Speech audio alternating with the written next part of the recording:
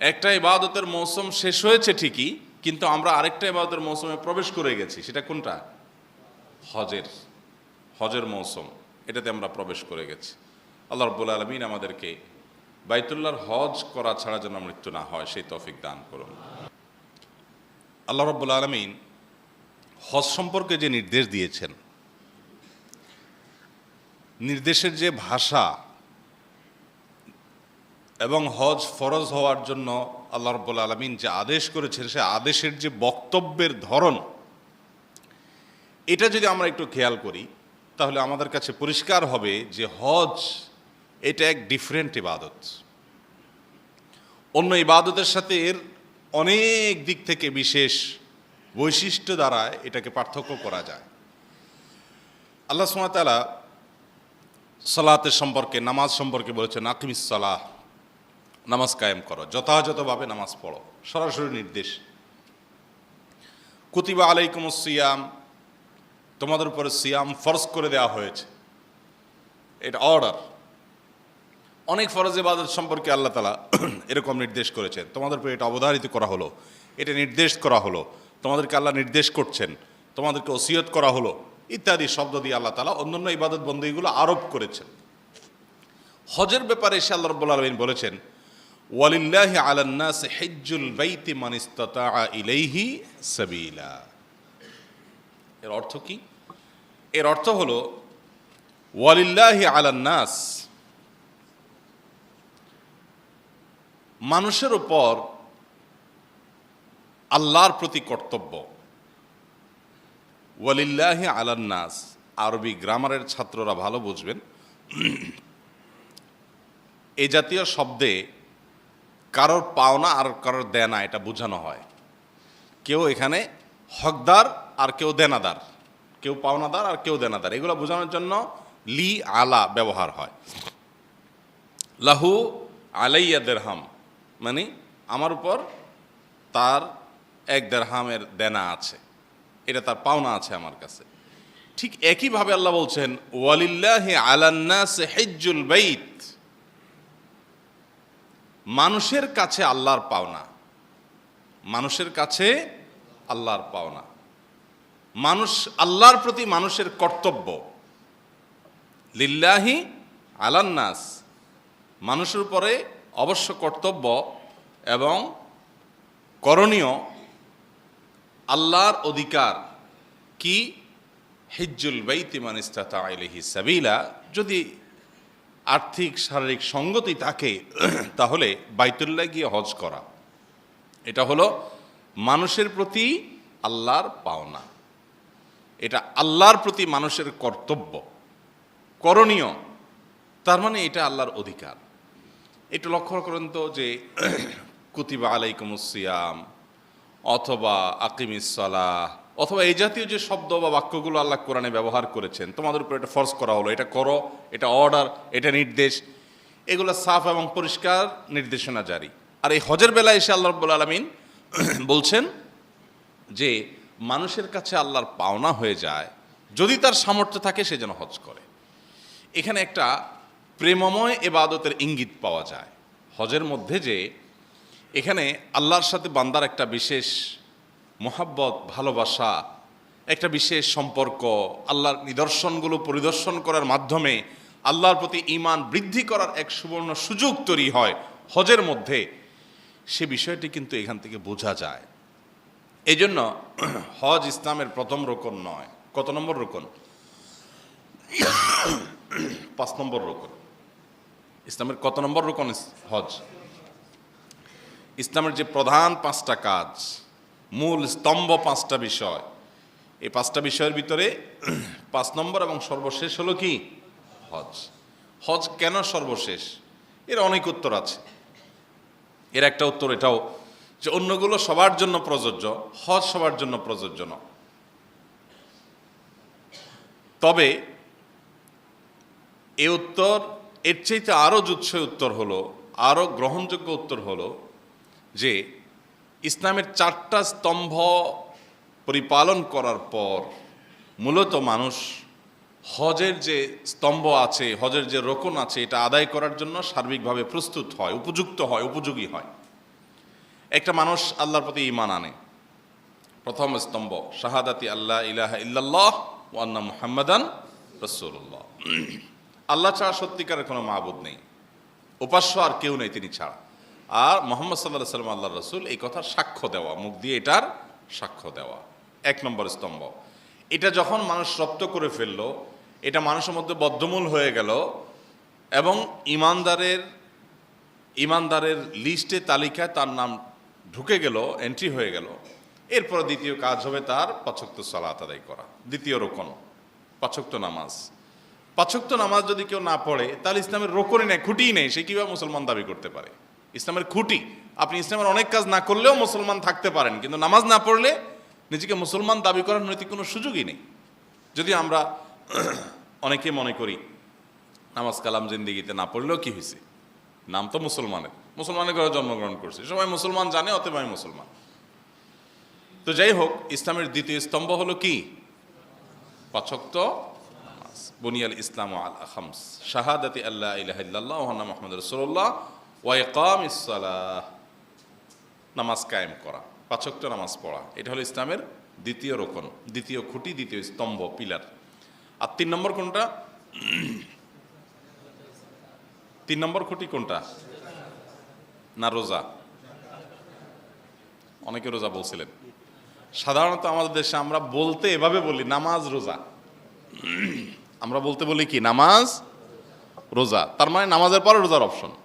আসলে এটা না, হওয়ার কথা কোনটা? নামাজ যাকাত, এরপরে হলো রোজা।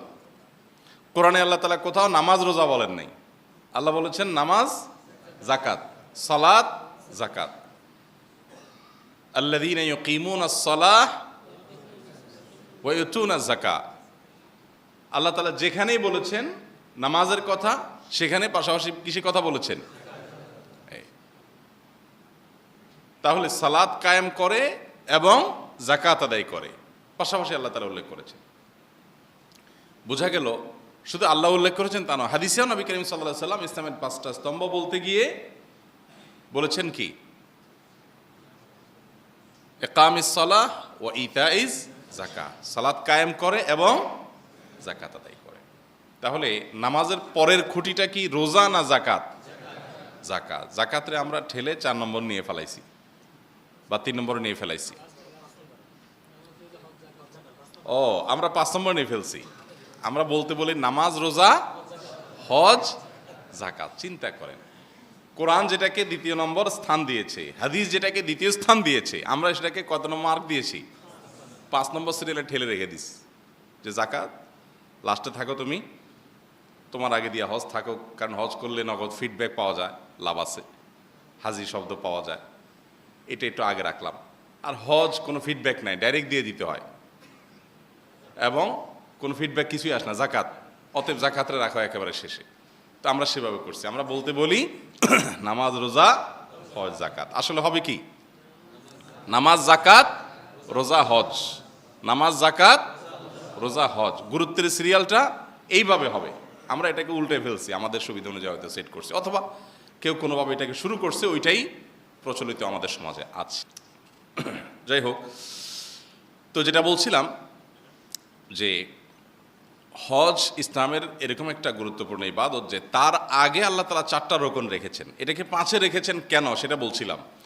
যে ঈমান একজন মানুষের মধ্যে বদ্ধমূল হয়ে যাওয়ার পর 5 ওয়াক্ত সালাত তিনি আদায় করছেন, আল্লাহর সাথে সম্পর্ক, আল্লাহর সাথে বিশ্বাস শুধু থাকলো না, বিশ্বাসের পাশাপাশি কর্ম সম্পাদন করলেন, আল্লাহর আনুগত্যে 5 ওয়াক্ত সালাত আদায় করলেন। এরপরে শুধু শারীরিক ইবাদতই করলেন না, আবার আর্থিক ইবাদত যাকাতও আদায় করলেন, 3 নম্বর রোকন। এরপরে আবার আল্লাহ তাআলার নির্দেশ পালন করতে গিয়ে না খেয়ে উপবাস থেকে সিয়াম পালন করার ইবাদতও পালন করলেন, রোজাও রাখলেন রমজানে। তাহলে 4টা রোকন করে ফেললেন, ঈমানও আনলেন, সালাতও আদায় করলেন, যাকাতও দিলেন, রোজাও রাখলেন। এই সবগুলো করতে করতে আল্লাহর সাথে বান্দার সম্পর্ক আরো বাড়লো না কমলো? আস্তে আস্তে বাড়লো না? চূড়ান্ত পর্যায়ে যখন আল্লাহ তাআলার সাথে বান্দার তাআল্লুক হয়, গভীর সম্পর্ক হয়, মহব্বত হয়, ভালোবাসা হয়, আল্লাহ তাআলার প্রতি টান আকর্ষণ হয়, আল্লাহর দিদার, আল্লাহর সাক্ষাতের প্রতি আগ্রহ বাড়ে, এবার আল্লাহ রাব্বুল আলামিন তাকে হজের জন্য কল করেন, চলে আসো, তাহলে চলে আসো। কোথায়? বাইতুল্লাহ চলে আসো। মাশায়েরে হারাম, আল্লাহর যে নিদর্শনগুলো আছে এই নিদর্শনগুলো দেখো, অবলোকন করো, এবং আল্লাহর সাথে সাক্ষাৎ যেটা কেয়ামতে হবে তার আগে দুনিয়াতে আল্লাহর মহব্বতের কিছুটা ফিল, কিছুটা অনুভব করে যাও। এই জন্য জাকাতকে, এই হজকে 5 নম্বরে রাখা হয়েছে, যে আগে প্রথম ক্লাস, দ্বিতীয় ক্লাস, তৃতীয় ক্লাস এগুলো সবগুলো শেষ করে আল্লাহর মহব্বত এবং ভালোবাসার একটা চরম অবস্থা যখন বান্দার মধ্যে আসবে তখন সে এই জিনিসটি করবে। এর মানে এই নয় যে আমরা বলছি যে কারোর হজ ফরজ হলেও তিনি অপেক্ষা করবেন, আগে নামাজি হবেন, এরপরে রোজাদার হবেন, এরপর জাকাত আদায় করবেন, তারপরে 5 নম্বরে হজ করবেন। আমরা ওই সিরিয়াল বুঝাই নেই।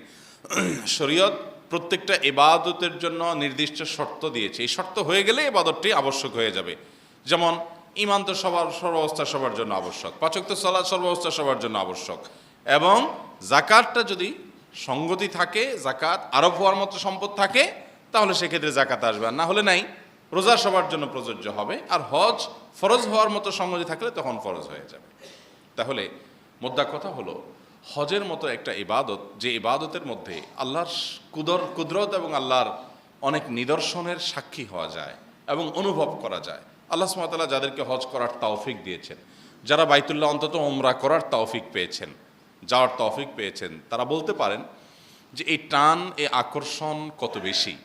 এখানে অলৌকিক একটা আকর্ষণ আছে, অবর্ণনীয় একটা তৃপ্তি আছে, যেটা পৃথিবীতে মানুষ কোনোদিন ব্যক্ত করতে পারে না। কত কিছু তৃপ্তি তো আমরা অনুভব করি।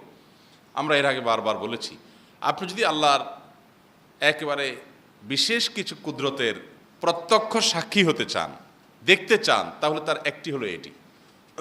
পৃথিবীতে কোনো গুরুত্বপূর্ণ স্থাপনা, সপ্তাশ্চর্যের একটি, কিংবা এরকম আরও কোনো গুরুত্বপূর্ণ ভবন, স্থাপনা বা আল্লাহর কোনো বিশেষ সৃষ্টি যদি আপনি একবার দেখেন, দ্বিতীয়বার দেখেন, তৃতীয়বার দেখেন, মানুষে বানানো হোক অথবা আল্লাহর কোনো কুদরতের বিশেষ কোনো সাক্ষী, বিশেষ কোনো সৃষ্টি যদি হয়, কয়েকবার দেখার পর এরপর আপনার কিন্তু সেখানে যাওয়ার জন্য কোনো বিশেষ টান, আকর্ষণ অনুভব হবে না।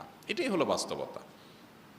একই জায়গায় অনেকবার মানুষ যেতে খুব বেশি চায় না, নতুন জায়গায় যেতে চায়। কিন্তু বাইতুল্লাহ এবং হজের যে জায়গাগুলো, ইব্রাহিম আলাইহিস সালামের স্মৃতি বিজড়িত জায়গাগুলো, আল্লাহর কুদরতের যে নিদর্শনগুলো, মাশায়েরে হারাম যেগুলো, সেগুলোতে মানুষ বারবার যাওয়ার পরও, 10 বার, 20 বার, 30 বার যাওয়ার পরও তার আকর্ষণ কমে না, বরং যে যত বেশি যায় তার আকর্ষণ তত বাড়তে থাকে। এটা একটা মিরাকল বলতে পারেন, এটা একটা মুজিজা বলতে পারেন, এটা একটা অলৌকিকত্ব বলতে পারেন। আল্লাহ রাব্বুল আলামিন আমাদেরকে সে অলৌকিকত্ব প্রত্যক্ষ করা, উপলব্ধি করার তৌফিক দান করুন। মোহতারাম হাজরিন, হজ শব্দের অর্থ মূলত টার্গেট করা, লক্ষ্য করা, অর্থাৎ বাইতুল্লাহকে লক্ষ্য বানিয়ে আপনি আপনার নিজের অবস্থান থেকে রওনা হওয়া, এটাই হলো হজ শব্দের শাব্দিক অর্থ। আর ইসলামের অবস্থান সম্পর্কে বললাম, ইসলামের 5টি স্তম্ভের অন্যতম, অর্থাৎ ইসলামের মূল এবং প্রধান কাজ যদি বলি 5টা, তো সে 5টা কাজের একটা হলো এই বাইতুল্লাহর হজ করা। কিন্তু হজ কাদের উপরে আবশ্যক হয়?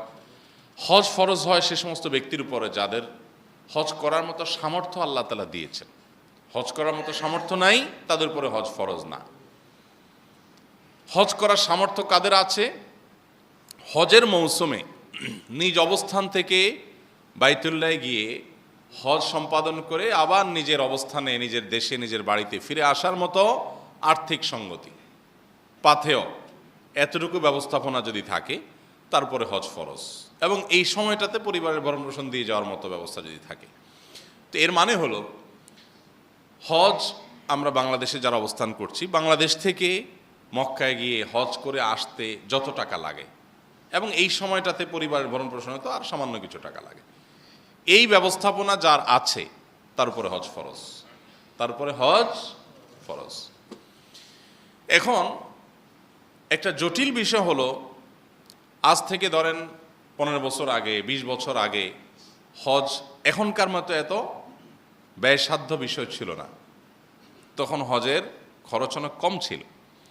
এখন হজের খরচ অনেক বেশি হয়ে গেছে। 7 লাখ, 7.5 লাখ টাকার নিচে হজ করার চিন্তায় মানুষ করতে পারছে না বাংলাদেশ থেকে। যদিও বিষয়টা খুবই দুঃখজনক, কিন্তু সেই বাস্তবতায় এসে আমরা দাঁড়াইছি। এখন ধরা যাক আপনার 15 বছর আগে হজ করার মতো সামর্থ্য ছিল, তখন হজ করতে কত টাকা লাগতো? 1-1.5 লাখ টাকায় হজ করা যেত। তখন আপনার কাছে 1-1.5 লক্ষ টাকা ছিল। হজের মৌসুমে হজ মানে টাকা, যে সময় টাকা থাকলে হজের জন্য আপনি বুক দিতে পারবেন। তখন তো রেজিস্ট্রেশন সিস্টেমও ছিল না, মানে যে কেউ রেজিস্ট্রেশন বলতে প্রি রেজিস্ট্রেশন সিস্টেম ছিল না। তো যে কোনো সময় প্রায় হজে যাওয়ার একেবারে আগ মুহূর্ত পর্যন্ত যাওয়ার অপশন অনেক আগে থেকে ছিল। ওই সময় আপনার কাছে হজের মৌসুমে হজের টাকা জমা দেওয়ার সুযোগ আছে, ওই টাইমে আপনার কাছে টাকা ছিল, কিন্তু আপনি করেন নাই। কেন করেন নাই? যে আরো পরে করব। কারণ আমাদের সমাজে হজ সম্পর্কে অনেক ধারণা আছে। অনেকে মনে করে যে জোয়ান বয়সে হজ করা উচিত না, কারণ হজ ধরে রাখা যায় না। অনেকে জোয়ান বয়সে হজ করে না কি জন্য? হজরে ধরে রাখা যায় না। হজ এত পাওয়ারফুল একটা বাহন যে এটা এত দ্রুত গতিতে ছুটে যায় যে জোয়ানরা ধরে রাখতে পারে না। যারা বুড়া থুড়থুড়া হয়ে গেছে এই বেচারা ধরে রাখতে পারে, তাদের অনেক শক্তি। ব্যাপারটা এরকম হয়ে গেল না? হজ এটা ধরে রাখা যদি যুবকের জন্য কঠিন হয়, তো বৃদ্ধের জন্য কি সহজ হওয়ার কথা? কি বলেন? যুবকদের জন্য হজ ধরে রাখা যদি কঠিন হয়, তাহলে বৃদ্ধদের জন্য তো অসম্ভব। কারণ সার্বিক শক্তি যে কোনো দিক থেকেই বলেন না কেন, যুবকদের বেশি না বৃদ্ধদের বেশি? এমনকি মনোবলের কথাও যদি বলেন, যুবকদের যে মনোবল, বৃদ্ধদের কি সেটা থাকে? বৃদ্ধ বয়সে সব কিছু দুর্বল হয়ে যায়। তো যুবকরা যদি হজ ধরে রাখতে না পারে, তাহলে বৃদ্ধরা তো হজ ধরে রাখা দূরের কথা, বরং হজের দৌড়ানি খাওয়ার কথা। হজরে যদি টেনে ধরে রাখতে যুবকে না পারে, তাহলে বৃদ্ধরা তো উল্টা হজে দৌড়ানোর কথা। এটা শয়তানি একটা বুদ্ধি আমাদের মাথায় ঢুকছে যে যৌবন বয়সে হজ করলে হজ ধরে রাখা যায় না। অনেক মানুষ আছে হজ করতে চাইলে, শুধু হজ কেন, দায়ের কথায় আসেন, অনেক বয়সের তরুণ দায় রাখতে চাইলে অনেক মুরব্বীরা বলে, দাড়ি যে রাখছো, দাড়ির মর্যাদা ধরে রাখতে পারবা? শুনতে কি সুন্দর শোনা যায়, তাই না? তো এইটা যে প্রশ্ন করে তাকে পাল্টা প্রশ্ন করা উচিত, তুমি যে ঈমান রাখছো, ঈমানের মর্যাদা ধরে রাখতে পারবা? মিয়া ছাড়ো ঈমান, বেঈমান হয়ে যাও। এই কথাটা যেরকম হাস্যকর, অযৌক্তিক, একইভাবে দাড়ি এবং হজের ব্যাপারে কেউ যদি আগে থেকে আল্লাহর বিধানটা পালন করতে চায়, তার উপরে এটা প্রযোজ্য হয়ে গেছে, এখন থেকে করা উচিত। আপনি তখন তাকে বললেন না, এটা মর্যাদা ধরে রাখতে না পারলে এটা করা উচিত না। তো এটা হলো অতিভক্তি চোরের লক্ষণ। এটা হলো অতিভক্তি চোরের লক্ষণ।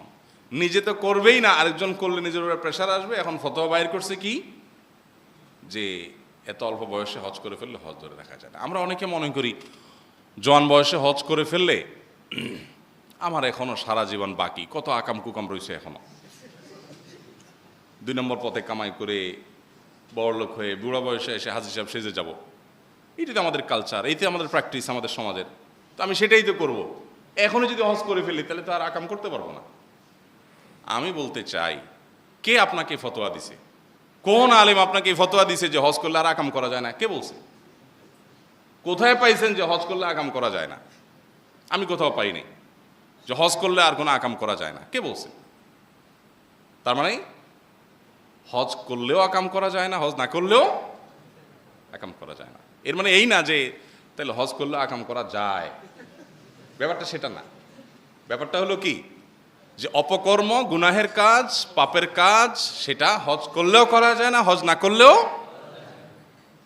এখন হজ থেকে আমাদেরকে শয়তান বিরত রাখার জন্য এই বুদ্ধি দিছে। অনেক বয়সে 30, 35, 40 বছরের ভাইরা আছেন যাদের আলহামদুলিল্লাহ শারীরিক সক্ষমতা আছে, আর্থিক সঙ্গতি আছে, কিন্তু হজ করে না। অনেকে আবার বলে যে আগে বাপ মারে হজ করাও, তারপর নিজে হজ করো। এগুলো সবগুলো নেক্সট সুরতে ধোকা, শয়তানের সমস্ত বুদ্ধি মাথায় দেয়।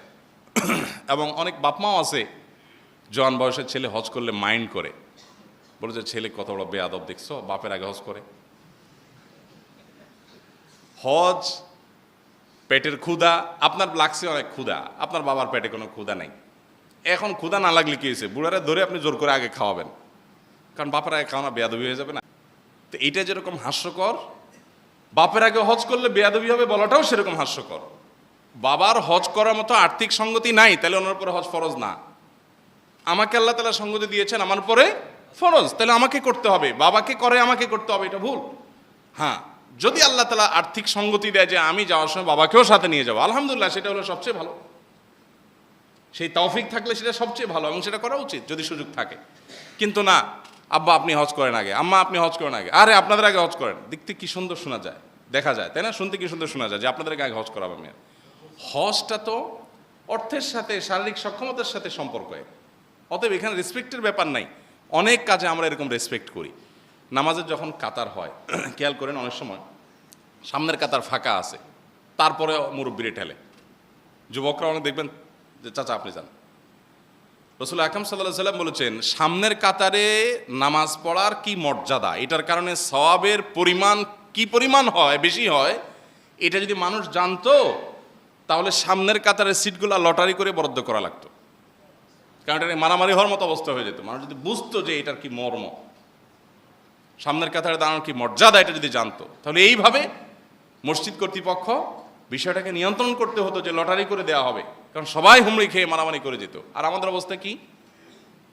সামনের কাতার ফাঁকা পড়েছে, তারপরে ভালো ভাই আপনি যান, ভাই আমার দরকার নাই ভাই। অনেক সময় মুরব্বীদের প্রতি রেসপেক্ট দেখে আমরা বলি মুরব্বী আপনি যান। আমি বলি, যদি 1000 টাকার একটা বান্ডেল রাখা হয় এখানে, 1 লক্ষ টাকা আছে ওখানে, একটা বান্ডেল রাখা হয় এখানে, এবং বলা হয় যে এসে নিতে পারে তার।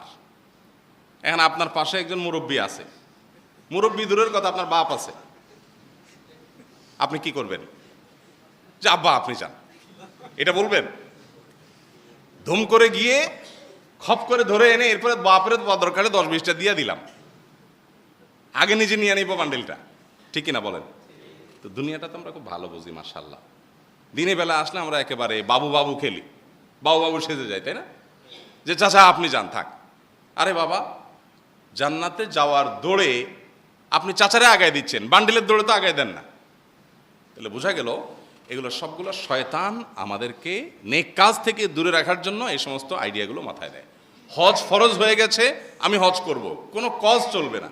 একসময় আমরা ছোটবেলায় শুনতাম যে ছেলে মেয়ে বিয়ের উপযুক্ত থাকলে হজ করা যায় না, তাদেরকে বিয়ে দেওয়া ছাড়া হজ করা যায় না। এগুলো কোনোটার সাথে আসলে হজের কোনো সম্পর্ক। তাদের আল্লাহ যখন নসিবে রাখবেন তখন বিয়ে হবে। আপনি এখন মরে গেলে কি হবে? তাদের বিয়ে হবে না? সবই হবে। মোহতারাম হাজরিন, এই জন্য যাদের শক্তি সামর্থ্য আল্লাহ তাআলা দিয়েছেন আগে থেকে, তারা আগে থেকে হজ করবো তো ইনশাআল্লাহ, আগে থেকে হজ করার চেষ্টা করব। বাংলাদেশ, ভারত, পাকিস্তানের হাজিদেরকেই দেখা যায় সবচেয়ে বৃদ্ধ যারা হজ করতে যান, আল্লাহ নিয়েছেন যাদেরকে, তারা জানেন বৃদ্ধ হাজি মানেই হলো বাংলাদেশি অথবা ইন্ডিয়ান, বেশিরভাগই এই দুই দেশে। বৃদ্ধ হাজি মানেই হলো বাঙালি অথবা ইন্ডিয়ান। আর পৃথিবীর অন্যান্য দেশ থেকে আপনি দেখবেন বেশিরভাগ মানুষই জোয়ান বয়সে হজ করতে আসে। ইন্দোনেশিয়ানদেরকে দেখবেন, মালয়েশিয়ানদেরকে দেখবেন, জোয়ান বয়সে হজ করতে আসে। মালয়েশিয়া, ইন্দোনেশিয়ার কালচার তো এরকম যে বিয়ের উপযুক্ত হওয়া এটা অনেকটা হজের উপর নির্ভরশীল। ছেলে হজ না করলে বিয়ে দেয় না। আর আমার দেশে যদি বিয়ের পাত্র দেখতে গেলে বলে পাত্র হজ করছে, বলবে হায় হায় হাজি সাহেব হয়ে গেছে, তাহলে তো বুড়া, এই পাত্র তো ডিসকোয়ালিফাইড এমনিতেই, কারণ হজ করে ফেলছে। যদি বায়োডাটা আদান প্রদান বয়স লেখা না থাকে, যদি বলা হয় হাজি সাহেব, আমাদের সমাজে তো হজ করলে হাজি সাহেব বলা একটা ট্র্যাডিশন চালিয়ে আছে। এখন ধরুন বিয়ের কথাবার্তা চলতেছে, ছেলের বয়স টয়স নেই, এখন এত আলাপ সালাপ হয় নাই, যদি মনে করেন ঘটক ছেলেকে ডাক দেয় মেয়ে পক্ষের সামনে, হাজি সাহেব এদিকে আসেন, তখন পরিস্থিতিটা কি দাঁড়াবে বলেন? মেয়ের বাপ ভাই 14 গোষ্ঠী পালাবে না? হ্যারি সর্বনাশ, ঘটক করে বলে কি, হাজি সাহেবরা ডাকতেছি, বুড়া দেখে মেয়ে দিব নাকি? তার মানে জওয়ান বয়সে হজ করতে পারে, এটা আমাদের সমাজে কনসেপ্টটাই নেই। হাজি সাহেব বললেই আমাদের স্মৃতিতে ভেসে ওঠে একটা বুড়ো বুড়ো মানুষ, একজন বয়স্ক মানুষ। বুড়ো শব্দটা শুনতে অসন্তোষ শোনা যাচ্ছে। একজন বৃদ্ধ মানুষ, বয়স্ক মানুষ, দাড়ি পাকা। হাজি শব্দ শুনলে আমাদের স্মৃতিতে এটা ভেসে, যুবক হাজি এটা আমাদের স্মৃতিতে ভেসে ওঠে না। মানে সমস্যাটা কত গভীরে গেছে দেখেন। এবং এই বৃদ্ধ বয়সে হজ, এটা কি আসলে করা সম্ভব? খুব বেশি অনেক কষ্টসাধ্য। হজকে নবী করিম সাল্লাল্লাহু আলাইহি সাল্লাম জেহাদের সাথে তুলনা করেছেন, মানে এটা যুদ্ধের মতো বিরাট বড় সংগ্রাম। আমাদের মতো জওয়ানরা হজ করতে গিয়ে কাত হয়ে যেতে হয়, জিহ্বা বের হওয়ার উপক্রম। আরাফাত থেকে আপনার 9 তারিখে অবস্থান করে হেঁটে এসে মুজদালেফা প্রায় বাসে আসলেও বাসে অল্প একটু এসে এরপরে বাকিটা হাঁটাই লাগে। এরপর ওখান থেকে আর হাঁটা ছাড়া তেমন কোনো উপায় নাই, হাঁটতে হাঁটতে জামারাত, ওখান থেকেও মক্কা পর্যন্ত প্রায় হাঁটতে হাঁটতে আসো। 15 কিলোমিটার, 20 কিলোমিটার, 25 কিলোমিটার পর প্রায় হাঁটা লাগে, উপায় নেই। তো এখন একজন বৃদ্ধ মানুষের জন্য বিষয়গুলো খুব সহজ, মোটেই সহজ না। আমি অনেক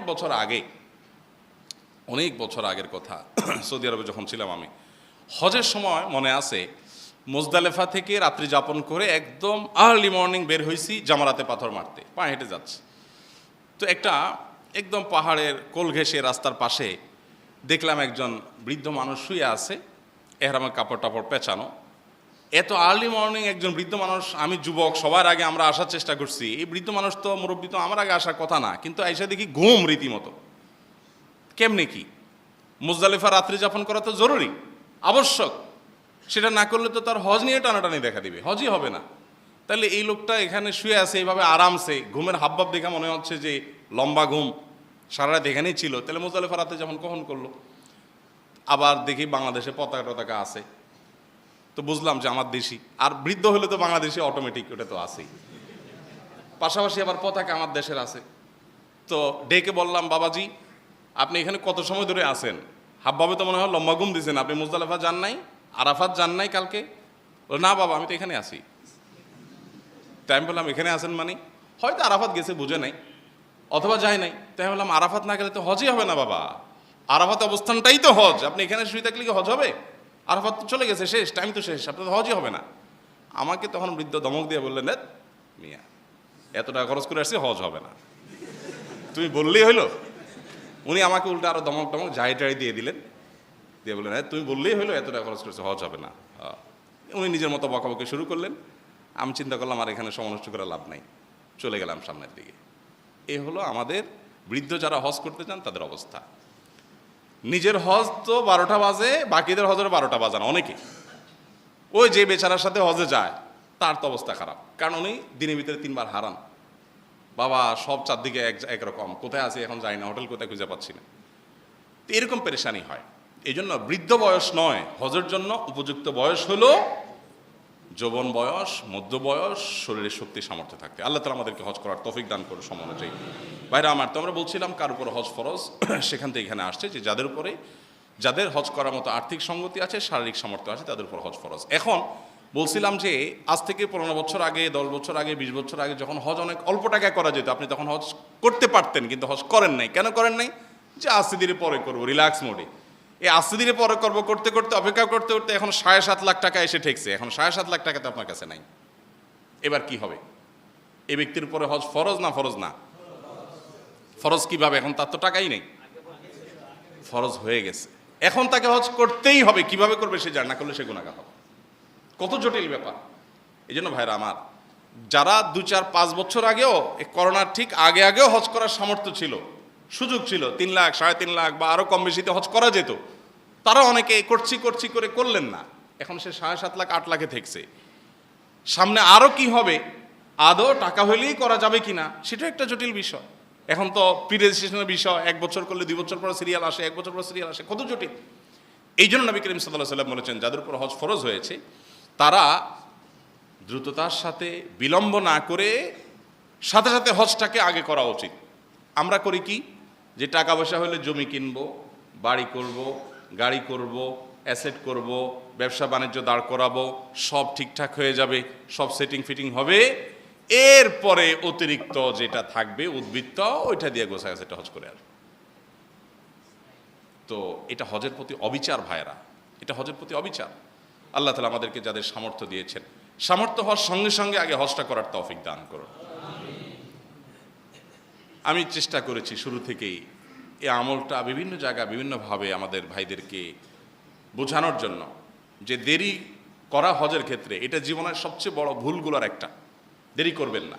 অনেকে সরকারি যারা চাকরি করেন, রিটায়ারমেন্টে যেয়ে তারপরে হজে যাবেন চিন্তা করেন। আপনার যদি টাকা জমে যায়, আপনি টাকা জমায় যদি বাড়ি করতে পারেন, টাকা জমাতে গাড়ি করতে পারেন, অন্য সব করতে, হজ করতে পারেন না। এখন তো সেটা অনেক কঠিন হয়ে যাচ্ছে, সামনে আরো কঠিন হয়ে যাবে। অতএব বিলম্ব করা উচিত না। যদি বিলম্ব করেন তাহলে সেই ক্ষেত্রে যত টাকাই হজের খরচ হোক না কেন, আপনাকে হজ করতেই হবে, কারণ আপনার পর আগেই কি হয়ে গেছিল, হজ ফরজ হয়ে গিয়েছিল। আল্লাহ আমাদেরকে আগে ভাগে হজ করার তৌফিক দান করুন। মেয়েদের হজ ফরজ হওয়ার জন্য শর্ত হলো তাদের নিজেদের হজ করতে যা খরচ লাগে সেটার পাশাপাশি সাথে একজন মাহারাম নিয়ে তাকেও হজ করানোর মতো টাকা থাকতে হবে, অর্থাৎ ডাবল টাকা থাকতে হবে, তাহলে মেয়েদের উপরে হজ ফরজ হবে। এখন যদি কারোর ডাবল টাকা না থাকে কিন্তু তার বাবা যাচ্ছেন, ভাই যাচ্ছেন, কোনো মাহারাম যাচ্ছেন, তার সাথে তিনি অ্যাড হয়ে গেলেন, ওকে, তার হজ আদায় হয়ে যাবে, কিন্তু শরীয়ত তার উপর হজ ফরজ করে নাই। হজ ফরজ করেছে তখন যখন তার কাছে দুইজনের হজ করার মতো আর্থিক সঙ্গতি থাকবে। এখন দেখেন, দুঃখিত, মেয়েদের হজ ফরজ, ছেলেদের হজ ফরজ হওয়ার জন্য যদি লাগে কথার কথা এখনকার বাজার অনুযায়ী 7 লাখ টাকা, আর মেয়েদের হজ করতে কত লাগবে? তাহলে শরীয়ত মেয়েদের হজটা তুলনামূলকভাবে ছেলেদের চাইতে অনেক কঠিন করেছে। অর্থাৎ ছেলেদের সামান্য টাকা হলেই হজ করতে হবে, এটা তাদের উপরে আবশ্যক, কিন্তু মেয়েদের জন্য সেটা না, তাদের অনেকগুলো টাকা হলে তখন যা হজ ফরজ হবে। তার মানে তাদের জন্য হজ ছেলেদের মতো এরকম ম্যান্ডেটরি করা হয়নি, কারণ মেয়েদের হজটা আমাদের মতো এত সহজ না, এত বড় হ্যাসেল তারা একা একা নিতে পারেন না, তাদের সাথে মাহরাম থাকতে হয় এবং পুরুষ গাইড হিসাবে থাকতে হয়, গার্ড হিসাবে থাকতে হয়।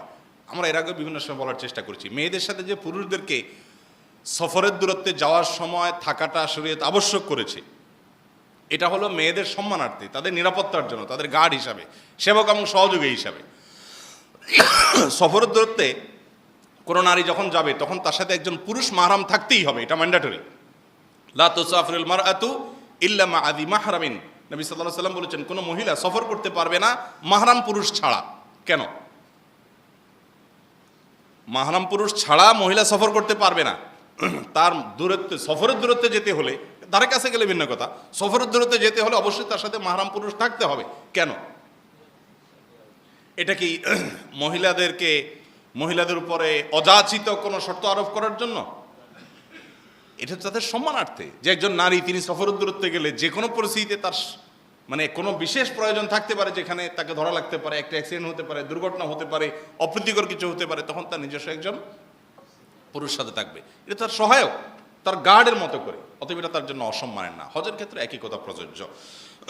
এবং বদলি হজ আমরা অনেকে করায় থাকি।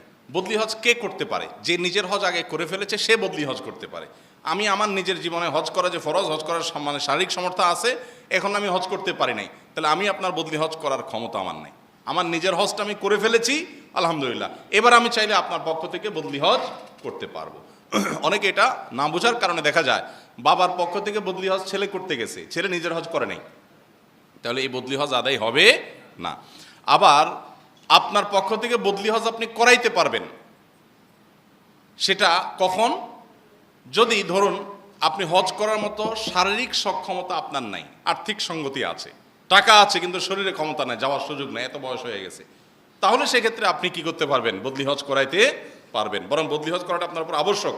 টাকা আছে, টাকা ছিল, হজ ফরজ হয়েছে, করেন নাই, এখন অসুস্থ হয়ে গেছেন আর যেতে পারছেন না, তাহলে আপনার উপরে ফরজ এখন টাকা দিয়ে হলো কাউকে দিয়ে হজ করাবেন। আবার মা বাবা দুনিয়া থেকে চলে গেছেন, বৃদ্ধ হয়ে গেছেন, তাদের যার সঙ্গতি নেই, তাদের তরফ থেকে ছেলে হিসেবে বদলি হজ করালেন, এটারও সুযোগ আছে।